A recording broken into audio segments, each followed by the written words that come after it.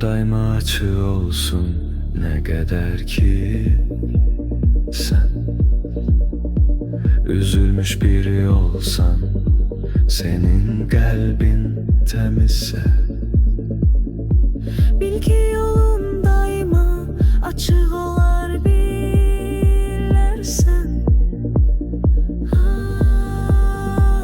Sənə hər sığındıqda mənə sahib çıxan oldun. Yoluma işıq olub, qollarıma bir qüvvət, ürəyimə bir ümid, şükürləri ruhuma gətirən bir yar oldun. Mənə ömür can oldun. Kaş qaytara bilsəm mən Keçip giden ömrümü, ya deli ya ömürü, ya dolan her bir kesi. Sen olardın ömürde, kısa uzun hayatta. Kalmazdı gayrı barı, ayrı olan dünyamız. Kövrelmezdi kalbimiz.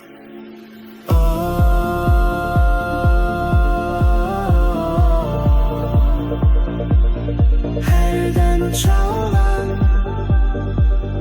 dağlara bakıp,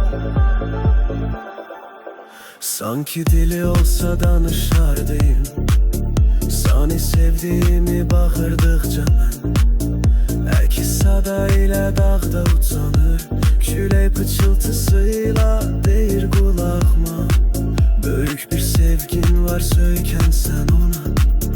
Yıxılmaz uçadır sevgin, unutma.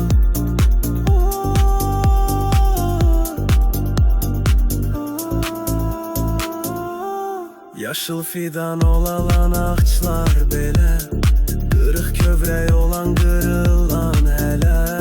Bəlkə dili olsa danışar yenə, deyər rəngimiz tək, yaşasın sevgi. kalmasın hiçbir ruh kimsesiz susuz.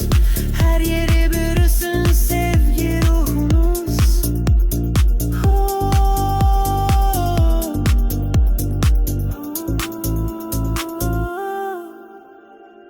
Bir anlık bulutlara el açıp dua ettim. Göğüsü temiz olan ruhumu ona verdim. Belki ölüp geçsem de torpağa belə dedim. Sevgim seninle bilsin, göylerde temiz olan. Bulutlara bürünsün, ruhu temiz hər bir qəlb, babik qəbli olurlar. Sənə ağaqdır əbim, bağlı